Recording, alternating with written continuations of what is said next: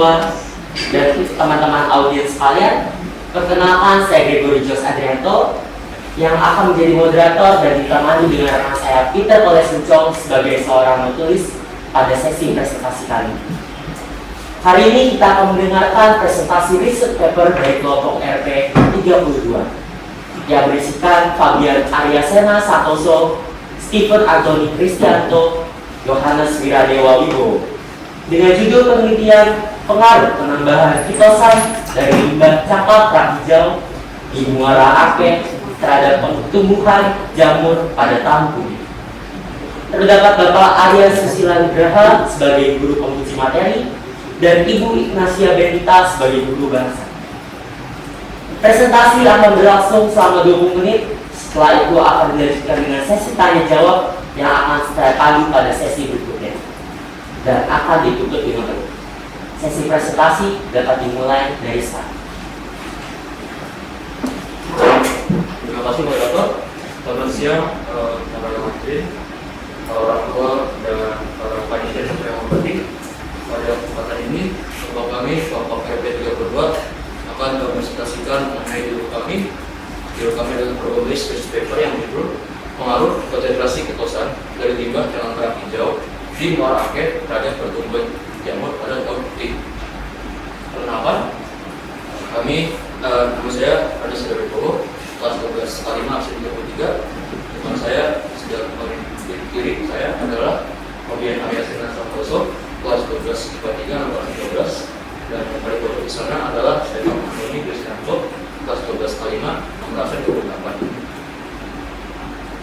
Dalam presentasi ini kami akan mengcover 4 bab secara garis besar. Ada bab 1 pendahuluan, bab 2 metode penelitian, bab 3 adalah pembahasan, dan bab 4 adalah kesimpulan dan saran yang kami buat berdasarkan hasil yang kami peroleh pada bab ketiga. Kita mulai pada bab 1 yaitu pendahuluan, latar belakangnya. Jadi secara garis besar latar belakang kami adalah tahu merupakan salah satu makanan yang sering dikonsumsi di Indonesia. Sayangnya masa simpan tahu itu, dan tidak hanya tahu putih yang kami riset sekarang itu, memiliki masa simpan yang sangat singkat.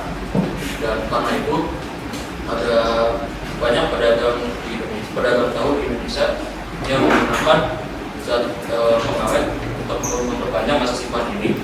Umumnya zat pengawet yang digunakan adalah formalin. Nah, masalahnya dengan formalin adalah penggunaan formalin yang berlebihan dapat menyebabkan berbagai masalah kesehatan seperti mual, muntah, iritasi, dan pada akhirnya dapat berujung pada kematian.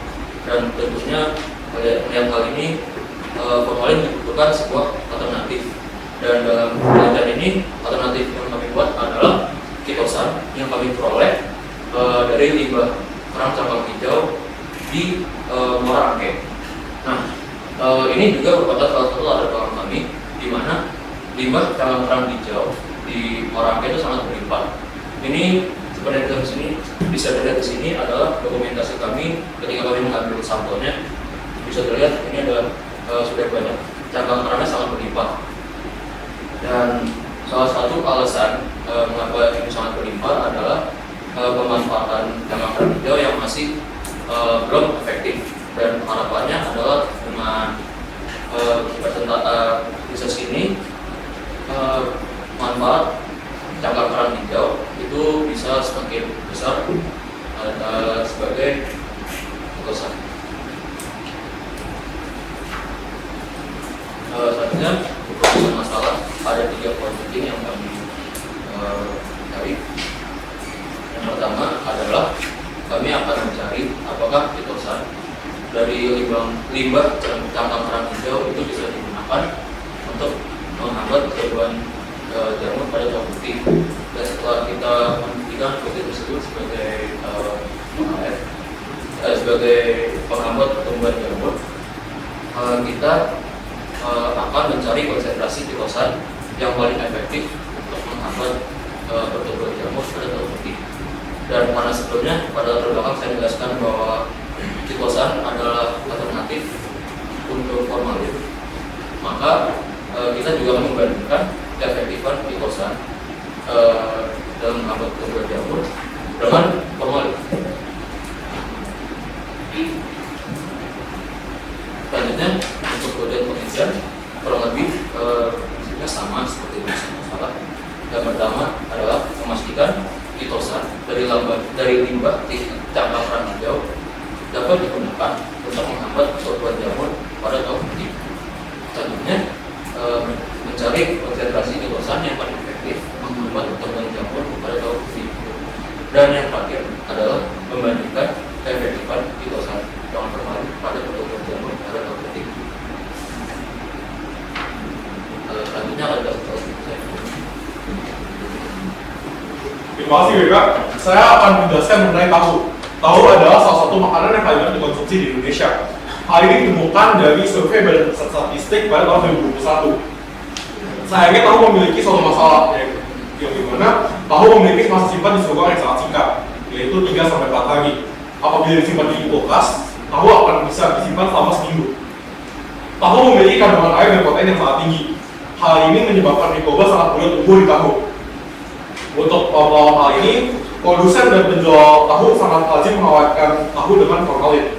Hal ini menimbulkan beberapa masalah karena formalin yang bisa digunakan sebagai pengawet mayat dan pembersih kandang memiliki sifat beracun, seperti misalnya akan menyebabkan iritasi, sesak nafas, bersifat karsinogenik, dan hingga akhirnya bisa berujung pada kematian.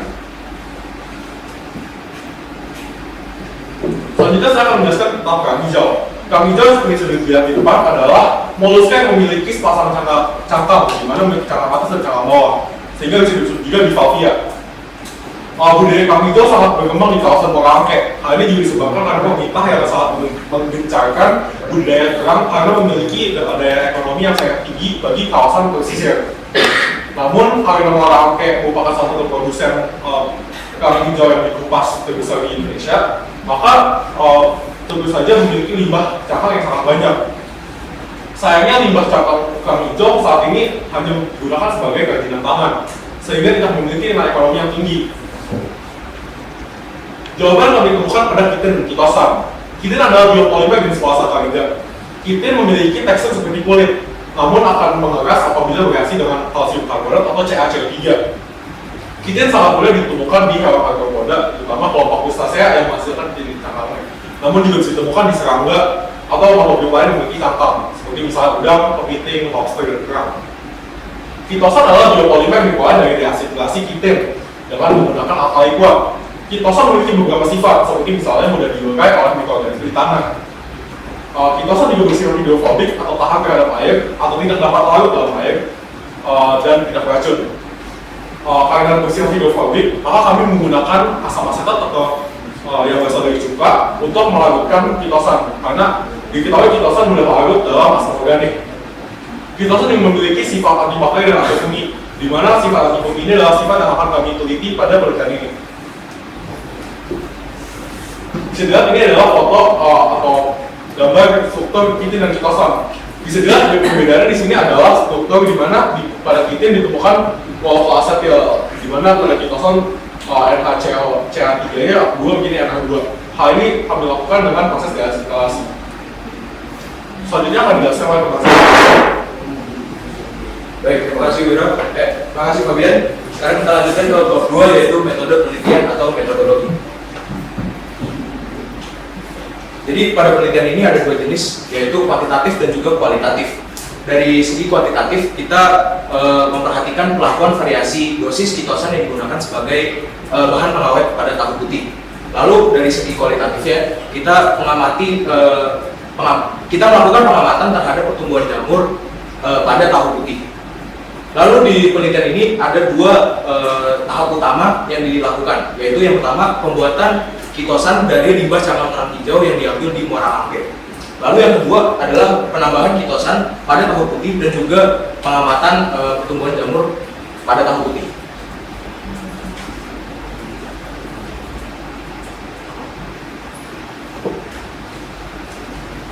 Di penelitian ini ada tiga jenis variabel, yaitu variabel bebas, variabel kontrol, dan juga variabel terikat. variabel bebas adalah variabel yang kita ubah-ubah untuk mendapatkan data-data penelitian ini, yaitu konsentrasi massa kitosan. Lalu untuk variabel yang kita kontrol adalah jumlah dan ukuran tahu putih, kondisi simpan tahu putih, jenis tahu putih, jumlah larutan pada saat pengawetan tahu putih, dan juga waktu perendaman tahu putih. Lalu variabel terikat atau variabel yang terdampak oleh variabel bebas adalah massa simpan tahu. Berikut adalah alat-alat dan bahan yang digunakan dalam penelitian ini. Yang utama adalah bahan limbah cangkang kerang hijau dan juga tahu putih. Penelitian ini dilakukan di dua tempat. Yang pertama adalah di Regensi Latimas Propam 1440 di Tangerang Selatan, Banten. Lalu yang kedua adalah di Laboratorium PT Infoplas yang bertempat di Millennium Industrial Estate Blok A22 nomor 8 di Cikupa, Banten. Penelitian ini dimulai pada tanggal 20 Desember 2022 hingga 19 Januari 2023. Sebenarnya untuk tahap pembuatan kitosan ini hanya berlangsung selama 3 hari. Namun pada saat kita mengajukan dan juga mengatur jadwal di lab PT Infoplas terdapat jadwal yang sibuk di laboratorium PT Infoplas sehingga penelitian ini berlangsung selama 1 bulan untuk tahap sintesis kitosan. Lalu untuk tahap penambahan kitosan pada tahu putih dan tahap pengamatan pertumbuhan jamur itu berlangsung dari tanggal 24 Januari hingga 30 Januari 2023. Langsung saja ke tahap pertama dalam penelitian ini, yaitu proses pembuatan kitosan. Bisa dilihat dari bagian alir ini, yang pertama adalah cangkang kerang hijau kita cuci dan juga dikeringkan, lalu ditumbuk sehingga menghasilkan serbuk cangkang kerang hijau. Serbuk cangkang kerang hijau ditambahkan larutan NaOH 1 molar dengan perbandingan antara serbuk cangkang kerang hijau dengan NaOH adalah 1:10. Diaduk selama 120 menit dan juga dipanasan pada suhu 65 derajat Celcius. Lalu disaring, dicuci dan juga dikeringkan residunya di dalam oven. Setelah itu masuk ke proses demineralisasi. Proses demineralisasi mengambil residu dari proses deproteinisasi dan dicampur dengan HCl 1 molar dengan perbandingan 1:10. Diaduk dan diaduk selama 60 menit di suhu ruangan yaitu 25 derajat Celcius. Setelah itu disaring, dicuci dan juga dikeringkan menghasilkan residu kitin. Namun pada tahap ini belum menghasilkan kitosan. Oleh karena itu kita langsung lanjut ke proses deasetalisasi. Pada proses deasetalisasi, kita menambahkan NaOH 48% dan perbandingannya dengan kitin adalah 1:10. Dipanaskan dan juga diaduk pada suhu 90 derajat Celcius selama 120 menit. Setelah itu disaring, dicuci dan juga dikeringkan residunya menghasilkan kitosan pada akhirnya. Lalu langsung saja masuk ke rancangan percobaan, yaitu tahap kedua dari percobaan ini. Bisa dilihat ada 9 jenis percobaan, dengan setiap percobaan dilakukan sebanyak 3 kali. Pada P0 merupakan percobaan yang kontrol, yaitu tahu putih yang tidak ditambahkan zat apapun, dan P0 dijadikan sebagai acuan percobaan murni atau yang kontrol. Lalu pada P1 hingga P5 setiap percobaan ditambahkan 1 liter asam asetat 1% dengan perbedaan pada dosis kitosan, yaitu P1 pada 1 gram kitosan, P2 dengan 2 gram kitosan, P3 dengan 3 gram kitosan, P4 dengan 4 gram kitosan, dan juga P5 dengan 5 gram kitosan. Lalu terlihat juga ada 3 jenis percobaan dengan formalin, yaitu dengan formalin 0,5%, 1% dan juga 10%. Percobaan dengan formalin digunakan sebagai perbandingan antara keefektifan antara percobaan dengan kitosan dan juga dengan formalin. Tentunya ukuran sampel tahu semua dikontrol, yaitu dengan ukuran 4 x 4 cm dan ketebalan 1 cm. Semua tahu direndam ke dalam larutan kitosan dan juga formalin sesuai dosis-dosis pada percobaan tersebut selama 15 menit. Dan setelah itu disimpan pada suhu ruangan untuk diamati selama 5 hari berturut-turut.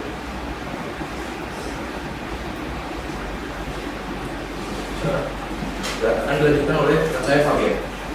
Baik, saya akan menjelaskan mengenai hasil dari pembahasan.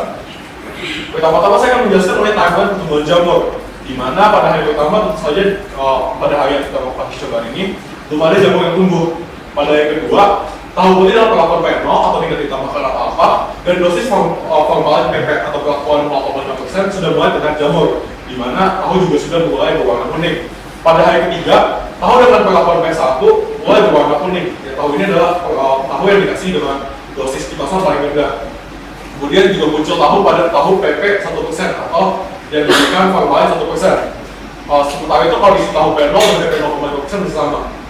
Untuk hari keempat, tahu PP 10% sudah mulai berwarna kuning, tahu PP 0,5 dan PP 1% masih sama. Sementara itu pada tahu P0 tumbuh sedang dan P1 tumbuh banyak. Pada hari kelima, kondisi PP 0, PP 0,5%, PP 1% tidak berubah. Tapi P2, P3, P4, dan P5 sudah mulai tumbuh jamur. Yang saat itu juga sudah berwarna kuning. Jamur pada untuk P1 tumbuh merata dan tumbuh sedang. Berikut adalah foto hasil perawatan kami, di mana terlihat sudah memiliki perubahan di setiap percobaan atau perlakuan.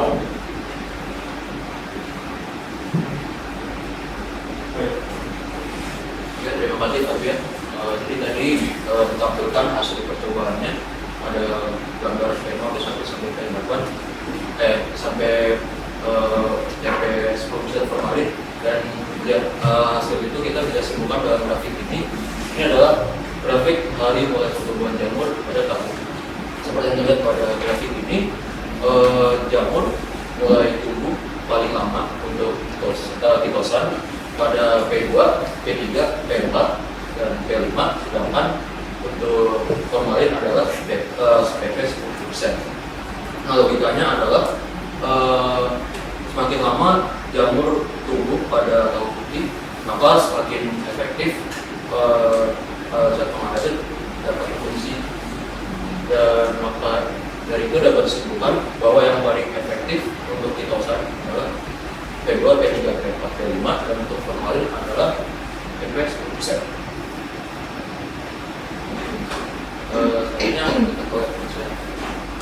Jadi dari proses penelitian ini, percobaan dengan konsentrasi zat pengawet paling sedikit, namun memiliki kemampuan untuk menghambat pertumbuhan jamur pada tahu putih paling lama, merupakan dosis paling efektif. Dari segi kitosan, tahu dengan pertumbuhan jamur paling sedikit adalah pada dosis kitosan P2, P3, P4, dan juga P5.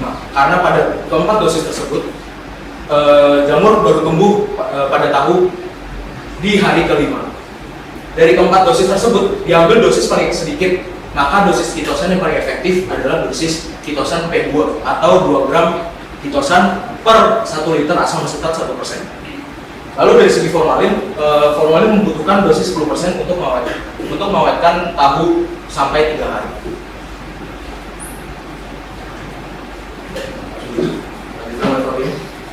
Baik, sampai ke penghujung presentasi kami, saya akan menjelaskan mengenai kesimpulan dan saran dari penelitian kami. Ditemukan bahwa kitosan yang diperoleh dari limbah campuran hijau Phenaphrigidis terbukti dapat digunakan sebagai pengawet tahu putih dan untuk menghambat pertumbuhan jamur.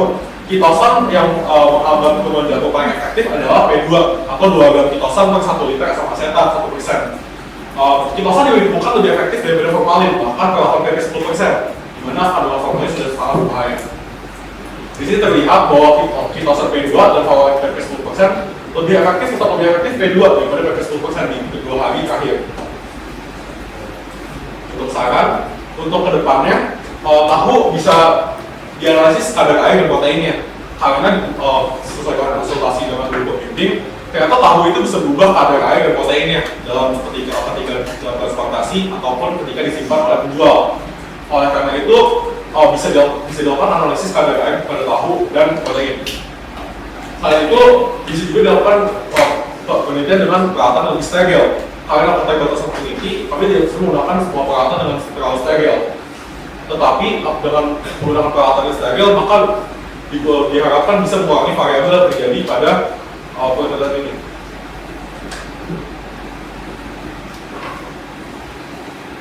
Terima kasih sudah menonton presentasi penelitian kami. Apabila ada pertanyaan, jangan sukar bertanya, kami akan memberikan jawaban bukan harapan. Terima kasih.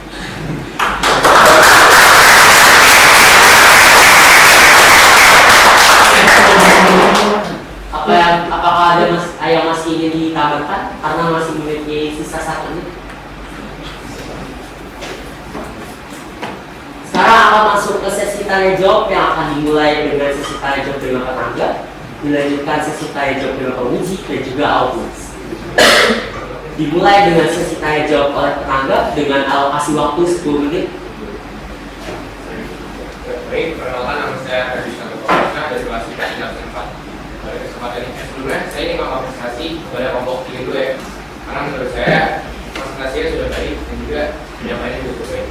Jadi saya memiliki satu pertanyaan. Kan pada presentasi kalian menggunakan tahu bukti ya.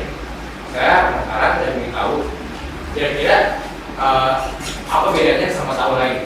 Tahu kan ada banyak jenis ya, kayak misalnya ada tahu sutra, tahu kuning dan tahu lainnya. Kenapa? Apa perbedaannya dengan tahu lain itu? Apa yang bisa tahu? Baik, bergantung apa mau gitu. Terima kasih. Jadi tahu putih adalah jenis tahu yang paling populer dimakan atau dikonsumsi di Indonesia. Di mana dibandingkan dengan tahu-tahu lain seperti tahu sutra dan tahu kuning, perbedaan utama adalah pada kandungan air. Dan juga prosesnya bisa berbeda. Saya tahu kok ada tahu kulit. Tahu putih adalah jenis tahu yang paling mudah kami peroleh karena paling mudah dikonsumsi dan paling umum ditemukan di pasar. Karena kami membeli tahu tersebut. Terima kasih.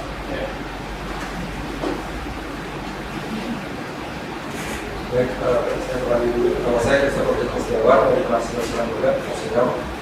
Saya juga yang mengapresiasi untuk kelasnya yang sudah sangat baik. Menurut saya memiliki satu pertanyaan. Apakah penggunaan kitosan sebagai pengurang tali dapat mempengaruhi cita rasa dari tahu itu?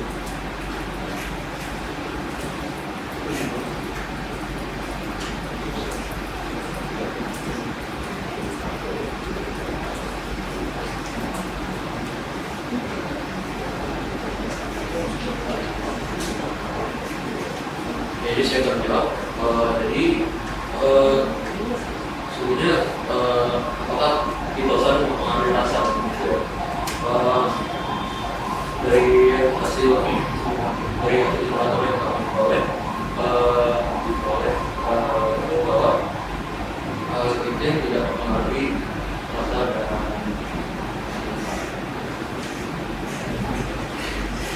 Baik, jadi dari terapi yang kami peroleh, kitin tidak memiliki rasa atau bau. Kitin yang diketahui adalah biopolimer yang merupakan sumber dari kitosan. Nah, kami tidak bisa menemukan literatur yang menunjukkan bahwa kitosan tidak memiliki rasa atau bau. Tapi dari penelitian kami dan kitosan tidak memiliki rasa ataupun bau pada tahu putih. Terima kasih. Saya ingin menambahkan, ini juga pada penelitian ini kita tidak menguji rasa dan juga bau dalam tahu dampak dari kitosan terhadap tahu putih. Ya, jadi kita hanya melihat pertumbuhan jamur pada tahu putih dan tidak pakai kitosan dan formalin. Apakah tanggapannya masih ada yang ditambahkan? Sekarang masuk ke sesi tanya jawab dengan guru penguji. Waktu alokasi dialokasikan 20 menit. Bisa dimulai dari Pak. Terima kasih kelompok Persatu 2 presentasi. 32 ya? Ya, betul. Kelompok 32 mantap ya, presentasinya percaya diri, usahanya luar biasa sampai ke Cikupa ya ini ya? Ya, betul. Untuk ekstraksinya. Nah, terus menarik sih ini penelitiannya ini banyak yang meneliti karena kita ditahu ya, banyak yang makan berasi. Tapi awalnya teman-teman bagaimana? Kita mulai kepikiran, oh kita mau ini, awalnya dari mana? Iya. Baik, terima kasih Pak atas pertanyaannya. Jadi sebenarnya awal permasalahan yang terjadi ini adalah tingkat kesukaan kita dalam terutama keluarga saya dalam konsumsi tahu putih. Jadi dekat rumah saya itu ada pasar yang menjual tahu putih dan biasanya tahu putih tersebut tidak dikasih formalin atau formalin apapun, sehingga lama-kelamaan jika hanya ditaruh di dalam mesin pendingin atau kulkas tidak bisa bertahan sampai lebih dari 1 minggu, sehingga kita mulai memikirkan sesuatu supaya ada solusi untuk permasalahan tersebut. Lalu kita melakukan studi literatur dan menemukan bahwa pitosan bisa menjadi sebuah pengganti dari formalin dalam melakukan pengangkatan pada tahu putih. Dan permasalahan yang kita ambil dari luar cakar kerang hijau sendiri itu kita ketemu atau pernah melihat sebuah artikel di internet bahwa kelimpahan cakar kerang hijau di Merauke itu sangat banyak. Jadi setelah kita teliti lagi, pitosan sendiri berasal dari cakar kerang hijau. Jadi ya, permasalahannya semua terkoneksi. Terima kasih. Menarik ya, berangkat dari masalah sendiri itu yang kami harapkan di sekolah bahwa teman-teman ini dapat menjadi orang peneliti yang berangkat dari permasalahan yang nyata yang dihadapi. Nah, selanjutnya pertanyaannya adalah penelitian ini pengaruh atau efektivitas? Pengaruh konsentrasi pitosan terhadap tahu atau efektivitas penggunaan pitosan sebagai pengawet dalam tahu. Hanya pengaruhnya saja atau efektivitas?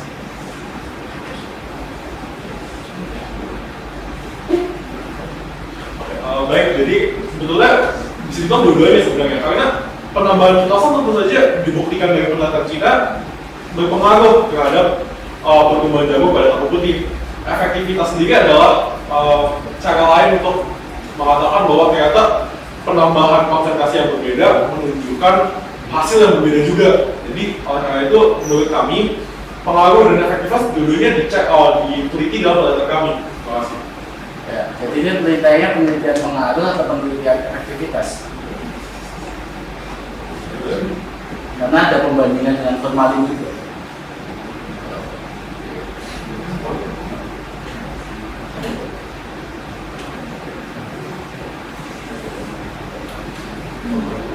Oke, mungkin maksudnya membandingkan dengan formalin ya?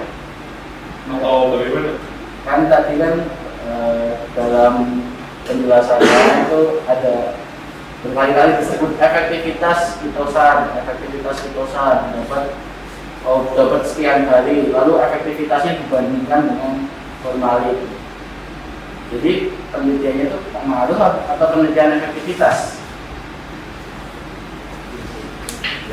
Jadi sebenarnya pada awalnya kita meneliti apakah pitosan bisa dijadikan sebagai pengawet. Ya. Tentunya itu termasuk dalam pengaruh atau pengaruh dalam penggunaan pitosan sebagai pengawet dalam tahu putih. Namun setelah itu kita melanjutkan penelitiannya lebih lanjut dengan cara mencari efektivitas atau konsentrasi pitosan yang paling pas atau yang paling efektif lah untuk digunakan sebagai pengawet tahu putih. Kalau pengaruh itu hanya sampai ini berpengaruh ya. Ini penelitiannya adalah efektivitas apa pengaruh dan efektivitas. Ya, dua-duanya Pak. Ya, kalau pengaruh belum nggak sampai ke sana, kerjanya lebih dikit. Gitu. Terus ini karena nih bedanya kitin sama pitosan apa?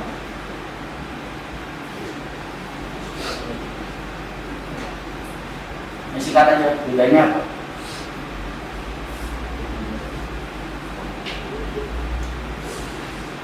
Dari strukturnya bedanya apa? Oh, itu sebenarnya. Atau dari senyawanya? Jadi, pertama-tama kan terima kasih Pak atas pertanyaannya. Jadi awalnya kan didapatkan kitin, ya bisa dilihat dalam foto tersebut, dan yang dikotakin itu ada NaCO-CH3. Perbedaannya dengan pitosan adalah setelah mengalami tahap deasetilasi akan menghasilkan mencabut asetil sehingga hanya menyisakan NH2. Nah, yang pertanyaan krusial ini saat mengujinya itu kalian menggunakan media atau pelarutnya asam asetat 1%. Yang formalin apakah menggunakan asam asetat 1% juga? Oh. Enggak. Berarti hanya larutan formalin saja. Sementara yang kitosan menggunakan asam asetat dan kitosan dan air gitu kan. Berarti ada 3 senyawa di situ. Terus kalau di yang kemarin cuma ada 2 zat. Menurut kamu itu sama nggak? Mungkin bisa saya jawab di pinjol Mustafa ada tulisan bahwa kitosan itu tidak larut di air karena bersifat hidrofobik. Jadi jawaban dari kami adalah untuk melarutkannya di asam organik. Karena dari literatur yang kami baca, kitosan itu mudah larut di asam organik. Dan hal ini kami lakukan dengan mencampurkan kitosan dengan asam asetat yang kami dapatkan dari cuka. Cukanya kami encerkan, lalu kami campur dengan kitosan sehingga bisa diaplikasikan ke tahu. Karena kitosan yang seperti di depan produknya itu berbentuk seperti serbuk-serbuk, maka tidak bisa kami langsung aplikasikan ke tahu. Memerlukan media berbentuk asam asetat. Oke, betul. Jadi harus dibutuhkan kan pelarut. Nah, tapi untuk membandingkan dua kondisi yang berbeda, efektivitas yang beda, pelarutnya itu berbeda nggak? Apa harus sama dari?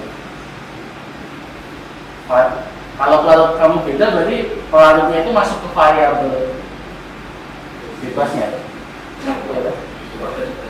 Jadi setelah kita waktu itu pernah meneliti juga melakukan studi literatur dan menemukan bahwa sebenarnya asam asetat itu tidak berdampak terhadap pengawetan tahu. Contohnya bisa dilihat dari tadi hasil percobaannya. Yang P0 itu pakai air atau pakai asam asetat? P0 tidak menggunakan asam asetat. P0 karena itu murni tahu putih. Asam asetat kan sifatnya sudah asam ya. Iya. Asam asetat kan cuka pun bisa jadi pengawet. Nah itu yang mempengaruhi hasil kamu. Itu nggak fair. Yang formalin atau yang P0 tidak ada cuka sama sekali, ya kan? Tidak ada keasaman di situ. Dan netral pH-nya 7. Jadi bakteri jamur untuk masuk gampang banget, pH-nya normal. Tapi kalau ada sedikit asam asetat di situ, pH-nya turun, udah nggak 7 lagi, udah 6, 5 gitu kan. Asam asetat, asam apa? Lemak apa? Asam lemak Pak, tentunya Pak. Lemak, ya kan bisa lihat juga itu asam asetatnya kan 1% dan cuka biasanya 25%. Karena kita ecerkan jadi 1%, sehingga kita meminimalisir dampak dari asam asetat tersebut. Nah itu diukur pH-nya enggak? Kita harus diukur ya, karena untuk yang dengan hewan-hewan ya, untuk dengan jamur, bakteri dan lain-lain itu pH itu sangat dipengaruhi. Karena ada bakteri yang ada jamur yang tahan di asam, ada jamur yang nggak tahan di asam. Jamur yang gampang mati mungkin nggak tahan asam, dia turun dikit aja udah mati semua.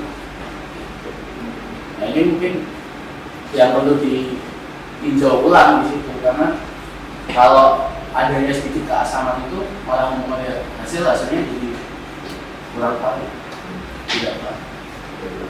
Itu ya. Nah yang terakhir, yang terakhir, ya ada tadi selanjutnya.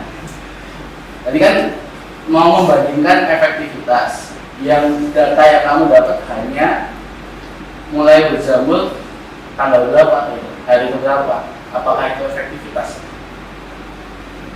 Bukan ya, efektivitas itu ada rumusnya. Jadi dibandingkan dengan P0. Nah, efektivitas itu percobaan kamu dibandingkan dengan percobaan 0. Ya, jadi P1 kurangi P0 dibagi P0 kali 100%. Itu efektivitas.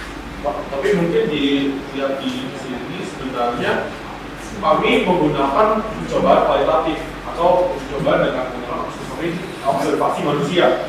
Sebetulnya terpikirkan menggunakan kolorimeter atau atmosfer, di mana kolorimeter dan atmosfer umum atau lazim digunakan untuk mengecek jamur kan. Jadi maksud kami adalah mungkin kalau untuk membandingkan secara akurat bisa menggunakan kolorimeter atau atmosfer. Tapi mengingat keterbatasan kami dan untuk cobaan yang lumayan banyak dan panjang, maka kami memilih untuk melakukan percobaan kualitatif. Ya. Seandainya kami menggunakan kalorimeter atau ATP mungkin akan lebih kuantitatif ya, berbeda dengan percobaan yang kami lakukan. Ya, ini kan di metodenya kualitatif kuantitatif. Ya. Jadi hasil pengamatan kamu yang kualitatif itu kan sudah kamu ubah jadi data kuantitatif di situ. Jadi data hari kan, data waktu. Itu oke. Variabelnya apa? Variabel terikatnya waktu. Variabel terikatnya apa? Jadi yang kamu cari waktu kan? Iya, waktu. Nah dari waktu itu baru bisa kamu hitung efektivitasnya dibandingkan dengan P0. Kalau itu P0-nya buat apa? Fungsinya ada P0 itu untuk menghitung efektivitas. Ya. Jadi sebenarnya kita juga ada keterbatasan dalam nilai PT Kompas tersebut, tidak ada yang alat kalorimeter atau ATP-meter. Nggak usah namanya. Kan kamu data yang kamu mau diambil hanya waktu kan? Waktu apakah dia sudah mulai berjamur atau belum. Nah dari data waktu itu bisa kamu olah jadi data efektivitas. Nah itu yang perlu kita olah. Kira-kira itu ya. Terus muara angki itu kenapa dimasukkan ke dalam judul? Apakah kerang di tempat lain berbeda? Apakah kerang selain kerang hijau berbeda? Kalau kerang hijau oke, spesifik kamu mau misalnya kalau muara angke ya, kerang hijau di muara yang lain. Apakah cukup malu?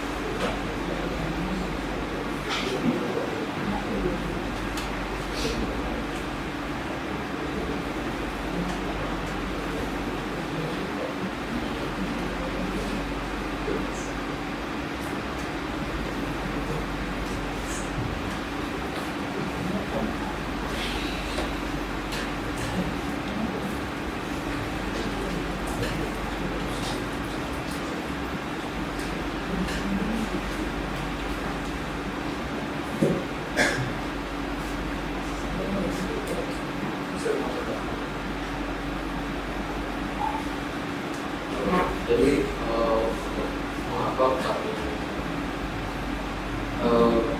perbedaan yang antara itu di Muara Angke di tempat lain itu sebenarnya bukan sengaja, tapi karena di Muara Angke itu adalah pusat produksi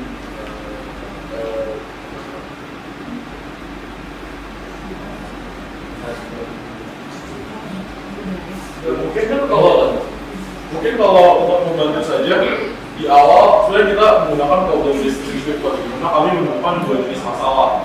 Pertama adalah masih tahu yang sangat singkat, dan masalah kedua adalah kelimpahan cabang hijau di Muara Angke.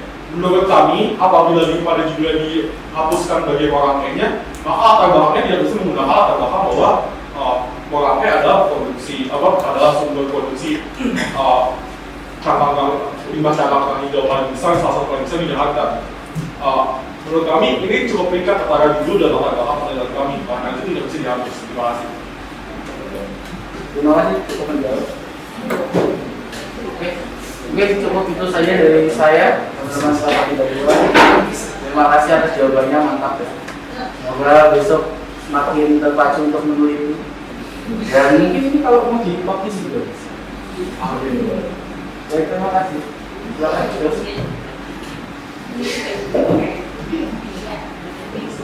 Selamat sore teman-teman pengaji.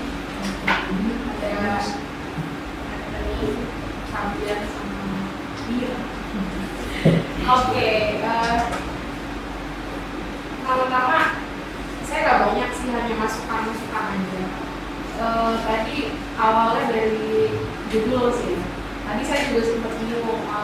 Ini yang mau dilihat pengaruhnya kitosan itu atau perbandingannya dengan formal lain atau apa yang tadi efektivitas yang disebutkan oleh Pak Arya. Jadi mungkin kalau memang kalian dan bilang dua-duanya yang diteliti ya udah pengaruh dan efektivitas.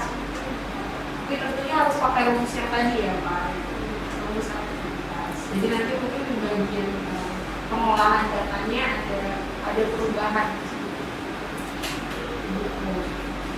Lalu untuk bagian abstrak, ya abstrak bahasa Inggris itu kamu sambil buka paper Pak? Iya. Jadi ini coba abstrak bahasa Inggris yang bagian kalimat ke-3. In this journal, the writers are interested in deeper research about one of the alternatives of formalin. Maksudnya kalian bikin alternatif formalin dengan alternatif lain atau alternatif pengganti formalin.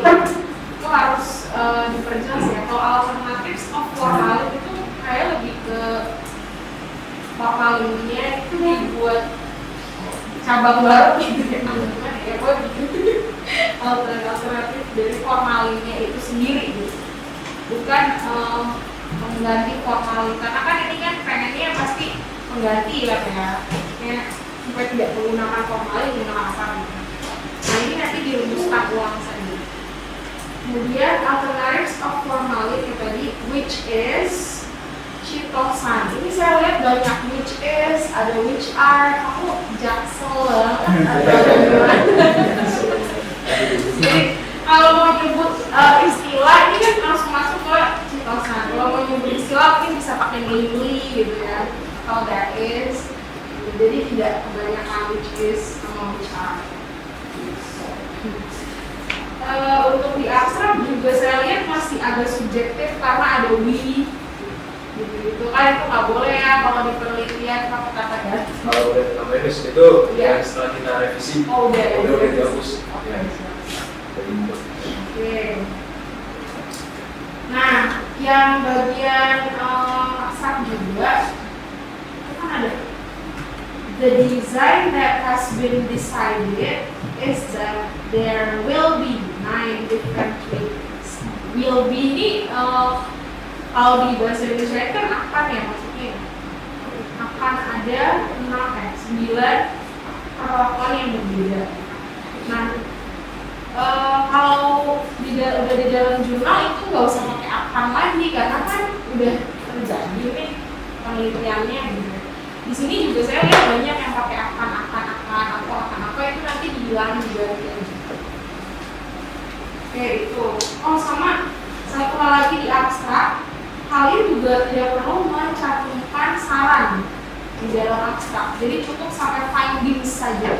Gak perlu saran kayak misalnya to improve the research, it is suggested that soal penelitian berikutnya harus dari mana itu nggak perlu ya. Gunakan baik di abstrak bahasa Indonesia maupun Inggris. Lalu kemudian halaman 3 pendahuluan itu ada kata kuliner. Kamu merupakan salah satu kuliner. Kamu harus coba cari perbedaan antara kuliner, meaning artinya kuliner dengan makanan. Apa perbedaannya? Kuliner dan makanan. Tapi kata kuliner sendiri itu ada artinya sendiri.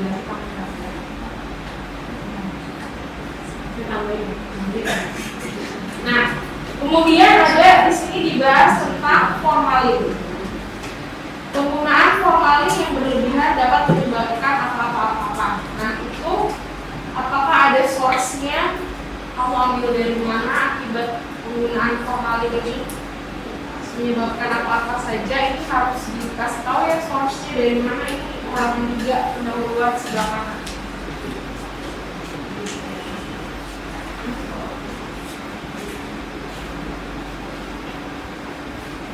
Ada beberapa kalimat yang juga kurang efektif, tapi nanti kamu lihat sendiri ya.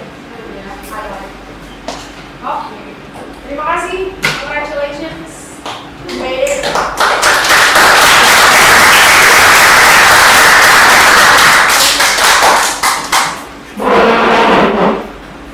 sekarang kita akan memasuki sesi tanya jawab oleh audiens. Bagi audiens yang ingin bertanya, memberikan tanggapan atau kritik dan saran. Nah, waktu lokasi Selamat siang, saya dulu. Aku ada mas saya. Saya Diego Cesar dari kelas dari nama saya itu dapat. Saya ada satu pertanyaan. Oke, saya butuh penjelasan ya. Itu di bagian salah. Tadi kalian mengatakan kalau sebenarnya awalnya tidak steril.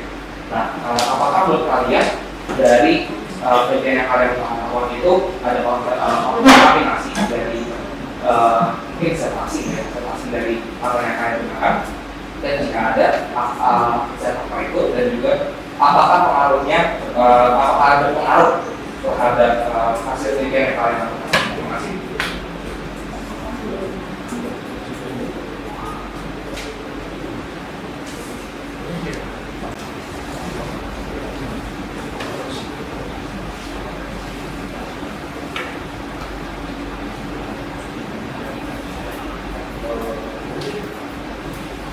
Mungkin untuk pagi saja tadi saat presentasi saya salah membicarakan begitu.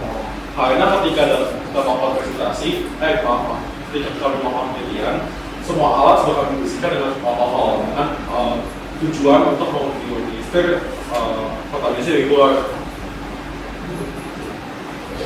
Jadi mungkin tahun ini juga kami gunakan dalam pabrik, jadi mungkin kontaminasinya cukup kecil dan hanya saja kami tidak bisa mengukur.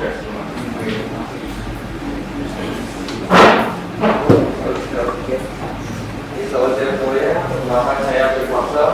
Saya juga ingin mengapresiasi atas ide dan juga penelitiannya yang saya rasa cukup baik dan luar biasa juga ya.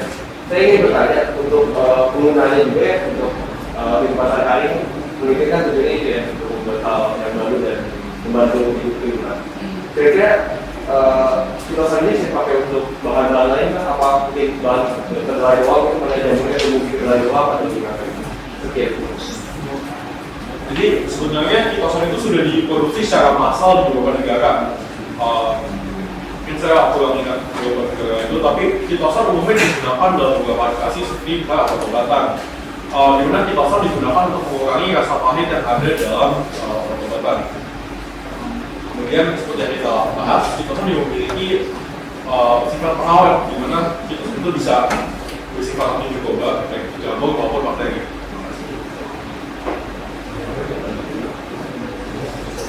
Apakah masih ada pertanyaan lagi dari audiens?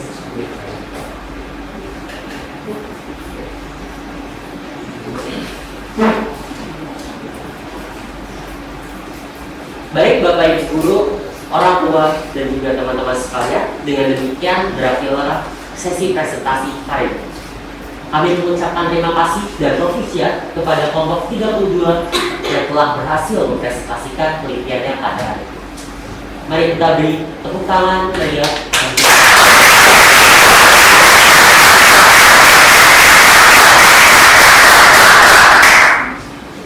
Terima kasih pula atas kehadiran Bapak Ibu guru penguji, Bapak Ibu orang tua, dan juga para audiens sekalian. Semoga apa yang kita dengarkan pada hari ini dapat bermanfaat untuk ke depan. Sekian dan terima kasih.